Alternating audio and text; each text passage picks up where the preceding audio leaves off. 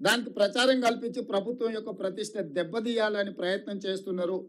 అందుకు గాను మంత్రివర్గ నిర్ణయాలు కానీ ప్రభుత్వ పరిపాలనకు సంబంధించిన అంశాలను మీడియా మిత్రులకు బ్రీఫింగ్ చేయడానికి మంత్రివర్గం నుంచి 2 అధికార ప్రతినిధులుగా 2 మంత్రులను నియమిస్తున్నాము. దానికి శ్రీధర్ బాబు గారు మిత్రుడు, పొంగులేటి శ్రీనివాసరెడ్డి గారు బాధ్యత తీసుకుంటారు.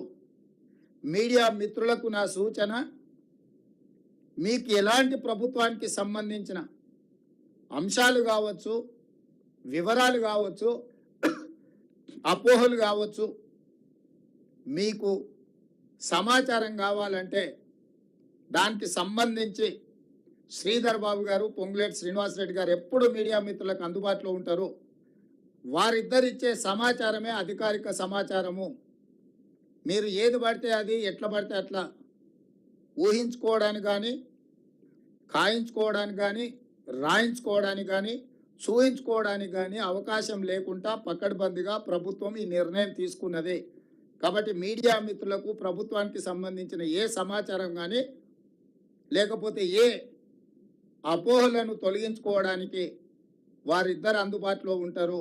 మా ప్రభుత్వం పక్షాన పరిపాలనకు సంబంధించి మీకు ఏ వివరణ కావాలన్నా 2 మంత్రులు అందుబాటులో ఉంటారు. కాబట్టి ఇక నుంచి మీకు ఏదైనా సమాచారం అవసరమైతే ఆ 2 మంత్రులను సంప్రదించాల్సిందిగా మీడియా మిత్రులకు నేను తెలియజేస్తున్నాను. ఇక రాజకీయాలు అంటారా, రాజకీయాలకు సంబంధించి ఏ నాయకుడైనా మాట్లాడతాడు, ఏ మంత్రి అయినా మాట్లాడతారు. దానికి దీనికి సంబంధం లేదు. ప్రభుత్వం పరిపాలనకు సంబంధించి నిర్దిష్టంగా శ్రీధర్ బాబు గారు, పొంగులేటి శ్రీనివాసరెడ్డి గారు స్పందిస్తారు. మిగతా విషయాలు ఏదంటే సంబంధిత శాఖ మంత్రులు వాళ్ళ శాఖలకు సంబంధించిన వివరాలు కానీ మీకు అందిస్తారు.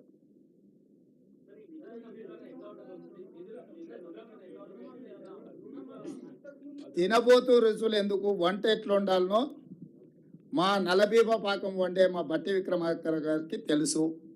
మీరు ఒకటే గుర్తుపెట్టుకోండి, రైతులకు ఇచ్చిన మాట ప్రకారం రుణమాఫీ చేసి తీరుతాము. దీనికి సంబంధించి మీకు శశబిషలు అక్కర్లేదు. స్పష్టంగా మీకు చెప్తున్న విధి విధానాలు, నిధుల సేకరణ ప్రభుత్వం బాధ్యత, ఆర్థిక మంత్రి బాధ్యత.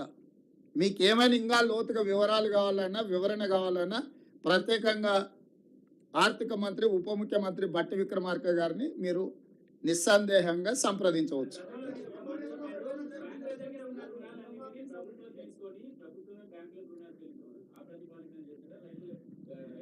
ఇప్పుడు రుణమాఫీ చేయడమే ప్రాతిపదిక.